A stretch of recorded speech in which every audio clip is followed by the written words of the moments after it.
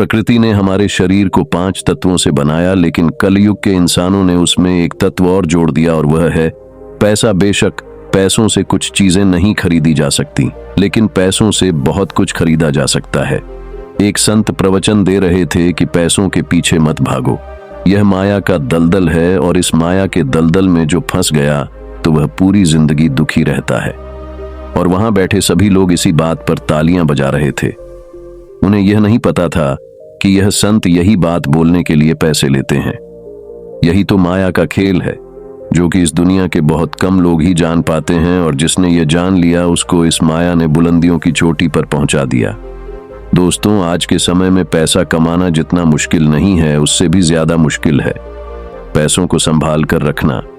बहुत से लोग होते हैं जिनके पास थोड़े बहुत पैसे क्या आ जाते हैं, वह लोग उड़ने लगते हैं। वह लोग पैसों का नियम नहीं जानते हैं। आपने ध्यान दिया होगा कि सरस्वती की तस्वीर हमेशा बैठी हुई होती है और लक्ष्मी की तस्वीर खड़ी रहती है। सरस्वती यह कहती है कि मैं जल्दी आऊंगी नहीं, और यदि मैं आ गई तो मैं वापस जाऊंगी नहीं, क्योंकि ज्ञान इतनी आसानी से अर्जित नहीं कर सकते। और यदि हमने एक बार किसी ज्ञान को अर्जित कर लिया तो वह ज्ञान हमसे कोई भी नहीं छीन सकता। लेकिन लक्ष्मी का यह नियम होता है कि वह जल्दी आ भी जाती है तो जल्दी चली भी जाती है। यदि किसी इंसान को सही तरीके से रखना नहीं आया तो लक्ष्मी बहुत ही जल्दी उस घर से निकल भी जाती है। आज की इस कहानी के अंदर मैं आप लोगों को 6 ऐसे खर्च बताऊंगा जिसे आपको आज और अभी से ही बंद कर देना चाहिए, तो ही आप पैसों के सही नियम को समझ पाएंगे। आप कितना कमाते हैं यह जरूरी नहीं है। जितना भी आप कमाते हैं इसमें से आप अपना खर्च इन 6 जगहों पर कम कर दो। धीरे धीरे आपके घर में धन रुकना शुरू हो जाएगा। आपको खुद को लगेगा कि सच में हमारे घर में पैसा रुकना शुरू हुआ है। और अमीर बनने का सबसे पहला रास्ता भी यही है कि अपने खर्च को थोड़ा कम कर दो और ज्यादा पैसा कमाने का तरीका ढूंढो। तो चलिए जानते हैं इस कहानी के माध्यम से कि वह कौन सी 6 चीज है जहां हमें पैसे नहीं खर्च करना है। एक बार की बात है, एक गांव में 2 औरतें रहती थीं। एक के पास भैंस थी और एक के पास बकरी थी। जिसके पास भैंस थी वह औरत सही तरीके से किसी भी चीज को संभाल कर रखना नहीं जानती थी। उसकी भैंस दूध तो बहुत देती थी, लेकिन उसने दूध की कीमत कभी जानी ही नहीं, और वह दूध घर की बिल्ली को पिला देती थी। उस दूध को ऐसे ही खर्च कर देती थी। दूध को सही तरीके से उपयोग में कैसे लिया जाता है वह औरत नहीं जानती थी। और जिसके पास बकरी थी वह दूध की कीमत जानती थी, और वह दूध के एक एक बूंद को बचाकर रखती थी और उसी से दही जमाकर घी निकालती थी, और धीरे धीरे दूध से बहुत सारा घी इकट्ठा कर लेती है। अब जिसके पास भैंस थी उसने दूध की अहमियत कभी जानी ही नहीं थी। उसने कभी भी दूध से घी निकालने के बारे में सोचा ही नहीं था। फिर एक दिन उसके घर में कुछ मेहमान आ जाते हैं, और मेहमानों को रूखी रोटी तो नहीं खिलाई जा सकती, यह तो हम सभी जानते हैं। तो इसीलिए वह औरत उस औरत के पास जाती है जिसके पास बकरी थी। उस औरत के पास से एक पाव घी लेकर आती है। वो औरत यह कहकर घी लाती है कि मैं जल्द ही अपनी भैंस का दूध निकालकर मैं तुम्हें तुम्हारा 1 पाव घी वापस कर दूंगी। और बकरी रखने वाली औरत उसको 1 पाव घी दे देती है उधार के तौर पर। और फिर वह औरत अपने मेहमानों को खाना खिला देती है। उसके बाद बहुत दिन निकल जाते हैं, लेकिन वह भैंस रखने वाली औरत उसको घी वापस नहीं करती। फिर एक दिन बकरी रखने वाली औरत भैंस रखने वाली औरत के पास जाती है और कहती है कि मैंने तुम्हें 1 पाव घी दी थी, तो मैं वह घी वापस लेने आई हूं। यह सुनकर वह औरत कहती है, कौन सा घी? तू भला मुझे घी कैसे दे सकती है? मेरे पास तो भैंस है और तेरे पास तो बकरी है, और मैं भला तुझसे घी उधार क्यों मांगूंगी? मेरे पास तो इतनी बड़ी भैंस है और उसका तो बहुत सारा दूध भी होता है, मैं तो उससे ही घी निकाल लूंगी। मैं भला तुझसे उधार घी क्यों लूंगी? यह कहकर वह घी देने से मना कर देती है, और बकरी रखने वाली औरत वापस आ जाती है। उसको यह पता था कि कोई भी अब मेरी बात का विश्वास नहीं करेगा, क्योंकि उसके पास भैंस है। लेकिन फिर भी उसने कई लोगों से बोली और इस बात को कोई मानने को तैयार नहीं था। सबका जवाब एक सा था कि भला भैंस रखने वाली औरत बकरी रखने वाली औरत से घी क्यों लेगी। यह बात कोई भी मानने को तैयार नहीं था। उसी गांव से बाहर कुछ दूर पर एक गुरु रहते थे, और फिर वह बकरी रखने वाली औरत उस गुरु के पास जाती है और उन्हें अपनी सारी समस्याएं बताती है। उसके बाद उस गुरु ने भैंस रखने वाली औरत को बुलाते हैं और फिर वह औरत भी उस गुरु के पास आ जाती है और वह भी अपनी बात बताते हुए कहती है कि गुरुदेव ये झूठ बोल रही है, मेरे पास तो भैंस है और भला मैं इससे घी क्यों लूंगी। अब उस गुरु को इसका फैसला करना था कि क्या सच में भैंस रखने वाली औरत बकरी रखने वाली औरत से घी उधार ली है या नहीं ली, क्योंकि बकरी का तो दूध बहुत कम होता है और भैंस का तो बहुत ज्यादा होता है, तो क्या जरूरत पड़ गई कि एक भैंस वाली को बकरी वाली से घी उधार लेना पड़ा। अब गुरु बहुत देर तक सोचते रहे और उसके बाद दोनों औरतों को अपने पास बुलाकर एक एक लोटा पानी देते हुए कहते हैं कि यह पानी लेकर जाओ और दोनों ही अच्छे से हाथ पैर धोकर आओ। अब एक लोटा पानी को देखकर भैंस रखने वाली औरत कहती है कि गुरुदेव सिर्फ एक लोटा पानी से हाथ पैर कैसे धो पाऊंगी। लेकिन बकरी रखने वाली औरत उस लोटे को लेकर चली जाती है और वह अच्छे से अपने हाथ पैर मुंह धोती है और उसके बाद भी वह लोटे के अंदर थोड़ा सा पानी बचा भी लाती है और वापस गुरु के पास आ जाती है। लेकिन वह भैंस रखने वाली औरत वह लोट लेकर जाती है और उसने तो सिर्फ अपना मुंह धोया और उस लोटे को खाली करके वापस ले आती है। जैसे ही वापस लाकर दोनों लोटा रख जाते हैं तभी वह गुरु कहते हैं कि भैंस रखने वाली औरत ने बकरी रखने वाली औरत से घी ली थी और उसे घी वापस करना चाहिए। अब जो गांव के लोग पास में बैठे थे उन्होंने कहा कि गुरुदेव इससे कैसे साबित होता है कि एक भैंस रखने वाली औरत ने बकरी रखने वाली औरत से घी उधार ली है। उसके बाद गुरु कहते हैं कि जरा इन लोटों पर ध्यान दो। इस औरत ने लोटे में इतना पानी बचा भी लाई और हाथ पैर मुंह सब धो भी ली। यह होती है किसी भी चीज की कीमत को समझना, और दूसरी औरत ने सिर्फ अपना मुंह धोकर ही लोटे का सारा पानी खत्म कर दी, क्योंकि उसको इस पानी की कीमत नहीं पता थी। और जिस चीज की हमें कोई कदर नहीं होती वो भले ही हमारे पास कितनी भी हो वह नष्ट हो ही जाती है, वह खत्म हो ही जाती है।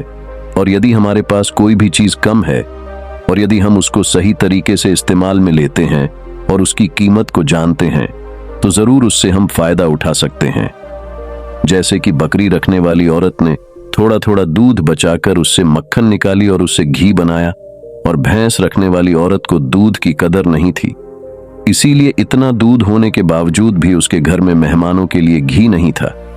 यह बात सत्य है। उसके बाद भैंस रखने वाली औरत उस गुरु के चरणों में गिर पड़ती है और कहती है, महाराज मुझे क्षमा कर दीजिए, मैं अभी घर जाकर इसको एक पांव घी वापस दे दूंगी। उसके बाद वह गुरु कहते कि बूंद बूंद से घड़ा भरता है। हमारे पूर्वज ने यह कहावत यूं ही नहीं बनाई। हमारी छोटी छोटी बचत हमारे भविष्य में एक बड़ा लाभ बनकर हमें मिलती है, और यह बात बहुत ही कम लोग जान पाते हैं। और यही बात हमारे घर में लक्ष्मी पर भी लागू होती है। यदि हम लक्ष्मी को थोड़ा थोड़ा करके बचाएंगे तो वही लक्ष्मी हमें भविष्य में एक बड़ा लाभ बनकर मिलेगी। दोस्तों, कहानी तो आपको समझ में आ गई होगी, तो आइए अब जानते हैं वह 6 खर्चों के बारे में जो हमें आज से ही बंद कर देनी चाहिए। सबसे पहला खर्च है दिखावे का खर्च। आपके पड़ोस में किसी ने बड़ी कार ले ली तो अब आपके मन में जलन होने लगी है कि मुझे भी जल्द ही कार लेनी है, और यही दिखावे का खर्च आपको पूरी उम्र गरीब बना के रखता है। दोस्तों, हम में से ऐसे बहुत से लोग होते हैं जो सिर्फ दिखावे के चक्कर में ही बहुत सा ऐसा सामान लेकर आते हैं, जैसे कि दूसरों के सामने सिर्फ अपना रुतबा बढ़ाने के लिए गाड़ी ले लेना, महंगे ज्वेलर्स ले लेना, महंगे मोबाइल ले लेना, या फिर कोई ऐसी महंगी चीज खरीद लेना जिसकी हमें हमारी जिंदगी में कोई जरूरत भी नहीं होती है। और जब उन्हें कोई समझाता है तो वह कहते हैं हम किसी से कम हैं क्या। वह लोग यह नहीं समझते कि इससे हमारा सिर्फ नुकसान होता है, ना कि कुछ फायदा। यदि आपको सच में अमेरिकी रास्ते पर चलना है तो यह सारे खर्च सबसे पहले आपको बंद करना होगा और वही पैसा कहीं इन्वेस्ट करना सीखना होगा। मैं यह नहीं कहता कि आप अपने शौक पूरे ना करें। मेरे कहने का मतलब यह है कि जिस चीज की आपको जरूरत है बस आप वही लो, किसी को देखकर कोई सामान बिल्कुल ना लो। दूसरी बात है स्कीमों से दूर रहना सीखो। अपने सामान की बिक्री बढ़ाने के लिए अलग अलग ब्रांड की जो कंपनियां होती हैं वह आपको लुभाने की स्कीम लाती है, लेकिन यह उनकी मार्केटिंग करने का एक तरीका होता है जो हम लोग समझ नहीं पाते, और बहुत सारे लोग अलग अलग स्कीम के चक्कर में आकर वह चीज भी खरीद लेते हैं जिसकी उन्हें बिल्कुल जरूरत भी नहीं होती। यदि हम किसी मार्केट में जाते हैं और हमें पता चलता है कि 50% के डिस्काउंट के अंदर घड़ी मिल रही है, बल्कि हमारे पास तो 2-4 घड़ी घर में पड़ी हुई है, लेकिन फिर भी हम उस घड़ी को खरीद लाते हैं। हम लोग ये नहीं समझते कि सब मार्केटिंग करने की रणनीति होती है। इससे हमें फायदा नहीं होता बल्कि कंपनी को ही फायदा होता है। इसीलिए ऐसे शौक कभी ना पाले, क्योंकि यही गरीब होने का सबसे बड़ा कारण होता है। क्योंकि जिस चीज की हमें जरूरत भी नहीं है और उसी चीज में हम अपने पैसे को खर्च कर देंगे, तो उससे हमारे घर की लक्ष्मी नाराज हो जाती है और फिर धीरे धीरे हमारे घर से निकलने लगती है। तीसरा खर्च है कर्ज। आज के समय में ज्यादातर लोग कर्ज लेकर बड़े बड़े चीज खरीद लेते हैं, जैसे कि गाड़ी, बंगला, मोबाइल, और फिर उसका पैसा भरते रहते हैं। जैसे कि आजकल हम लोग क्रेडिट कार्ड का इस्तेमाल करते हैं। क्रेडिट कार्ड हमें पैसे खर्च करने के लिए कहता है, जो पैसे हमारे पास हैं या फिर जो पैसे हमारे पास आने वाले हैं, और उस पैसे को हम खर्च कर देते हैं। तो जरा सोचिए कि हम अमीर कैसे बन पाएंगे। जो पैसे हमारे पास आए ही नहीं, उस पैसे को भी हम खर्च कर देते हैं और हम अमीर बनने के बारे में सोचते हैं। अमीर बनने की वीडियो देखते हैं, लेकिन उन बातों का पालन पूर्ण नहीं करते। और बहुत से लोग तो ऐसे भी होते हैं जो लोन लेकर जमीन खरीद लेते हैं और ये सोचते हैं कि जब हमें इससे फायदा होगा तो हम लोन वापस कर देंगे। लेकिन वह लोग यह नहीं समझते कि जितना हमें इसमें फायदा होगा, उससे ज्यादा तो हमें लोन का ब्याज भरना पड़ जाएगा। तो दोस्तों, ऐसे काम कभी नहीं करना। कर्ज लेकर कोई भी चीज ना खरीदें। चौथी और सबसे बड़ी बात यह है कि आप अपने पैसों को कैश में रखकर ही खर्च करें। कभी भी मोबाइल फोन के किसी भी ऐप का उपयोग करके पैसे खर्च ना करें। आपको शायद पता नहीं होगा कि आप कोई भी सामान खरीदते हो और फिर फोन से पेमेंट करते हो, तो आपको आपके पैसे खर्च करने का ज्यादा तकलीफ नहीं होता, क्योंकि वह पैसा आपके जेब से नहीं जाता। लेकिन वहीं पर यदि आप अपने जेब से निकाल कर पैसे खर्च करते हैं, तो आपको थोड़ा सा महसूस तो होगा कि यार पैसे खर्च हो रहे हैं। अगर आपको यकीन ना हो तो आप ऐसा करके देख लेना। मार्केट जाना और फिर किसी भी सामान का पैसा अपने फोन से पे करना, जिससे आपको ज्यादा महसूस नहीं होगा कि आपका पैसा खर्च हो रहा है। लेकिन जिस दिन आप अपने जेब से पैसे निकाल कर दोगे, तो उस दिन आपको जरूर लगेगा कि यार जेब से पैसा जा रहा है, मेरा पैसा खर्च हो रहा है, ज्यादा पैसा खर्च हो रहा। पांचवी बात जो आपको ध्यान में रखनी है, अपनी भावनाओं पर काबू रखना। अगर आपको कोई चीज पसंद आ रही है और आप उसे खरीदना चाहते हैं, तो पहले यह देख ले कि वाकई क्या इस चीज की आपको सच में जरूरत है या नहीं। क्योंकि बहुत से लोग कोई चीज पसंद आने पर उसे तुरंत खरीद लेते हैं। कई बार तो ऐसा भी होता है कि कोई स्कीम वाले आते हैं जो हमें लुभाने वाली चीज लेकर आते हैं और हमें वह चीज पसंद आ जाती है और हम उसे तुरंत खरीद लेते हैं। हमें ऐसी चीज लेने से बचना चाहिए। हमें ऐसी चीज नहीं लेनी चाहिए, बल्कि हमें सिर्फ ऐसी चीज ही लेनी चाहिए जिसकी हमें जरूरत है। छठी और आखिरी बात यह है कि कभी भी कोई शौक ना पाले। आपको शायद इस बात का पता नहीं होगा कि हमारी दुनिया में महंगाई का सबसे बड़ा कारण है शौक। आज के समय में नॉर्मली 50,000 का फोन आ रहा है और वहीं पर 2 लाख का भी फोन आ रहा है।